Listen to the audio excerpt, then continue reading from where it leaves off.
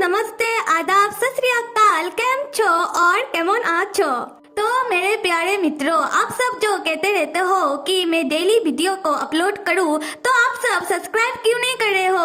अगर आप सब सब्सक्राइब करते हो तो मुझे डेली वीडियो अपलोड करने का एक मोटिवेशन मिलता है और मुझे ऐसा भी लगता है कि कोई तो मेरा वीडियो का वेट तो कर रहा होगा तो मैं डेली वीडियो अपलोड कर पाऊँ। आप सब अपनी दी के लिए इतना तो कर दो, सब्सक्राइब कर लो, ठीक है? सो देन स्टोरी को स्टार्ट करते हैं और आज का स्टोरी उधर से स्टार्ट होगा जिधर से पहला वाला एपिसोड खत्म हुआ था और जहाँ पर हमने देखा था कि ह्यून और वांजी फर्स्ट टाइम अपनी फर्स्ट जन्म में कैसे मिले थे। और अब हम ये देखेंगे कि ह्यून जोरों शोरों से वांजी का पैलेस तैयार करवा रहा है और वांजी भी कंस्ट्रक्शन साइट पर ह्यून के साथ अपना पैलेस को बनता हुआ देख रहा है। और दूसरी सीन पर ये दिखाया जा रहा है कि वो दोनों रात में एक साथ बैठकर ड्रिंक कर रहे थे और वांजी ह्यून को ड्रिंक करवाई जा रहा था, जहाँ पर ह्यून कह रहा था कि बस और ड्रिंक नहीं हो रहा और वांजी ह्यून से कह रहा था कि तुम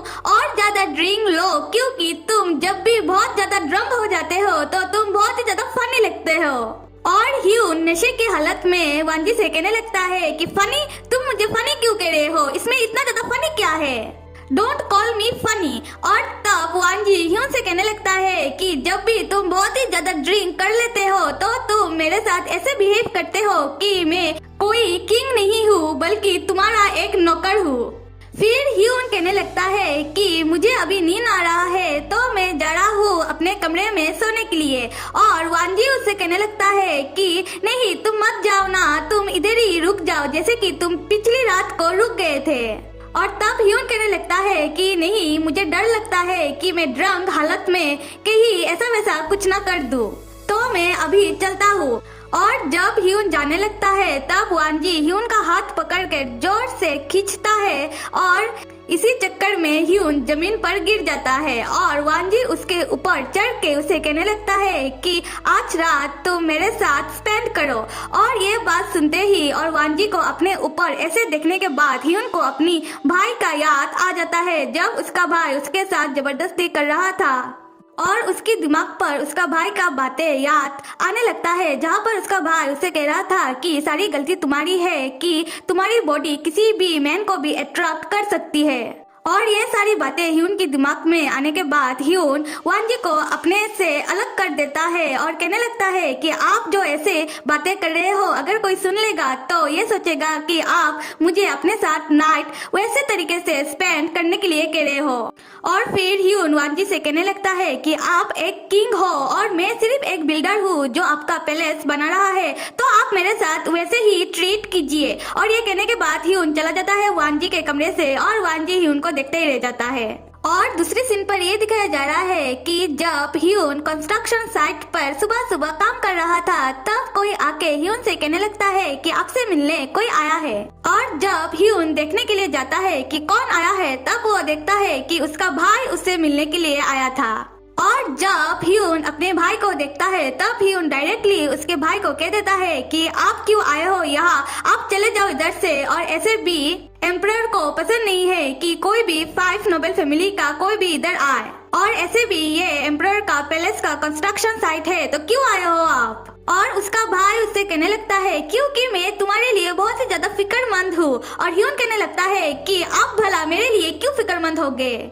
फिर ह्यून का भाई ह्यून से बड़े ही अजीब ढंग से कहने लगता है कि कुछ रात पहले तुम कहाँ सोए थे, क्या तुम एम्परर के कमरे में उनके साथ सो रहे थे। और ह्यून कहने लगता है व्हाट, क्या आपने कोई स्पाई प्लान किया है जो मेरे पे नजर रख रहा है। और ऐसे भी सब आदमी आप जैसे नहीं होते हैं और ऐसे भी एम्परर मेरे पे विश्वास करते हैं क्योंकि मैं उनका पैलेस तैयार करवा रहा हूँ। और ह्यून का भाई ह्यून से तब कहने लगता है कि एम्परर तुम पे विश्वास नहीं करते हैं, वो सिर्फ तुम्हें हासिल करना चाहते हैं इसलिए वो ऐसा प्रिटेंड कर रहे हैं। और ह्यून तुम एक ऐसे आदमी हो जो किसी भी आदमी को अपनी तरफ अट्रैक्ट कर सकते हो। अगर ऐसा नहीं होता तो एम्परर तुम्हें अपने साथ सोने के लिए क्यों कहते, वो भी सिर्फ तुम्हारी बॉडी को हासिल करना चाहते हैं और कुछ भी नहीं। और तब ह्यून को आ जाता है गुस्सा और गुस्से में ह्यून अपनी भाई को कहने लगता है कि अपना बकवास बंद करो। और एम्परर ने मुझे अपने साथ सोने के लिए सिर्फ इसलिए कहा क्योंकि उस समय मैं बहुत ही ज्यादा ड्रंक था और कुछ भी नहीं। और तब ह्यून का भाई ह्यून से कहने लगता है कि क्या उन्होंने तुम्हें तब छूने की कोशिश नहीं की? एक बार मेरी बात को जरा सोचना। क्या तुमने उनकी आंखों में ऐसा कुछ भी नहीं देखा कि वो तुम्हें पाना चाहते हो? फिर ह्यून उसके भाई को कहने लगता है कि मुझे तुम्हारी बकवास पर कोई भी इंटरेस्ट नहीं है, तो मैं जा रहा हूँ। और जब ह्यून उधर से जा रहा था तब उसका भाई रोते हुए उसको पीछे से आके पकड़ लेता है और कहने लगता है कि हम दोनों इधर से भाग चलते हैं और हम दोनों हमारी फैमिली को छोड़ देते हैं और कहीं दूर जाके सिर्फ तुम और मैं रहेंगे। और ह्यून ही जस्ट शॉक।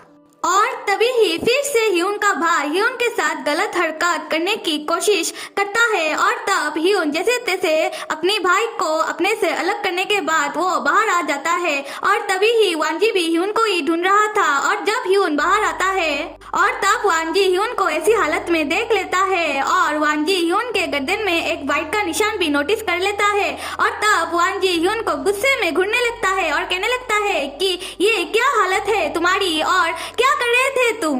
और जब वांजी ह्यून को ऐसी हालत में देखता है तब वांजी को ऐसा लगता है कि ह्यून शायद किसी और की ही साथ है। और तब वांजी ह्यून को पाने के लिए कुछ ऐसा करता है कि वांजी ह्यून पर कुछ गलत इल्जामात लगाकर वो ह्यून को पकड़ ले आता है अपनी महल। और वो कुछ आदमियों को भी पकड़ रखा था अपने महल में। और तब वो ह्यून से कहने लगता है कि वो आदमी लोग कह रहे हैं कि उनका सरनेम भी जोक है। और तब ह्यून कहने लगता है कि मुझे कुछ भी समझ में नहीं आ रहा है कि क्या हो रहा है ये सब। और वो आदमी लोग ह्यून को देखने के बाद कहने लगता है कि लॉर्ड सक्सेसर। और तब ह्यून उन आदमियों को देखने के बाद अपने मन में सोचने लगता है कि क्या ये सब वही है जो मेरे भाई ने प्लान किया था, जो मेरे पे नजर रख रहे थे? और फिर शुरू होता है वांजी का बेबुनियाद इल्जामात ह्यून के ऊपर। और वांजी ह्यून से कहने लगता है कि तुम आए थे मेरे यहाँ मेरा पैलेस तैयार करवाने के लिए, पर तुम हो तो जोक फैमिली के सक्सेसर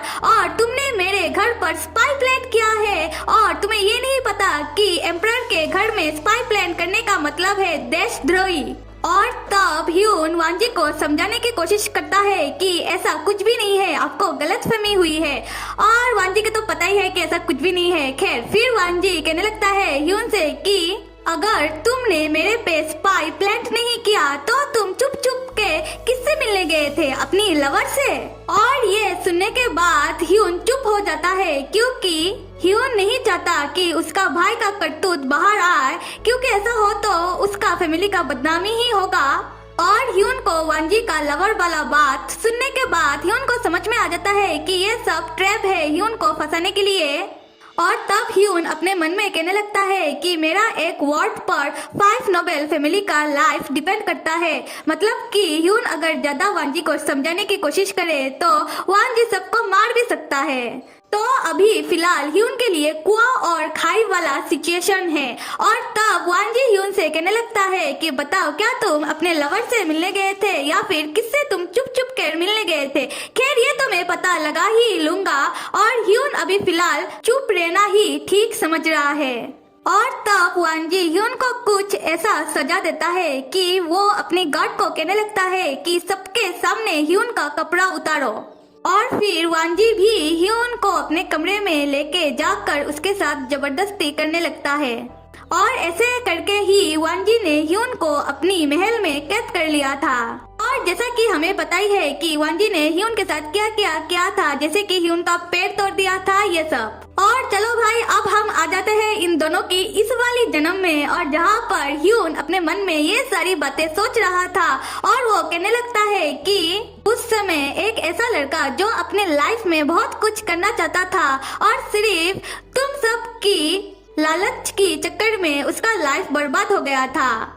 और वो अपने बारे में ही बातें कर रहा था, जहाँ पर पहली बार उसका भाई और दूसरी बार वांजी के कारण उसका लाइफ एकदम बर्बाद हो गया था। खैर फिर ह्यून रोते हुए अपने मन में कहने लगता है कि वो तुम ही थे जिसने कहा था कि मैं ऐसा महल बनाऊं जो 1000 ईयर तक सेम ही रहे, और हम दोनों मिल के 1000 ईयर तक इस वर्ल्ड को ऐसे ही देखे। और फिर तुमने उस समय सिर्फ पैर को ही नहीं, तुमने तुम्हारा प्रॉमिस और मेरा विश्वास भी तोड़ दिया था।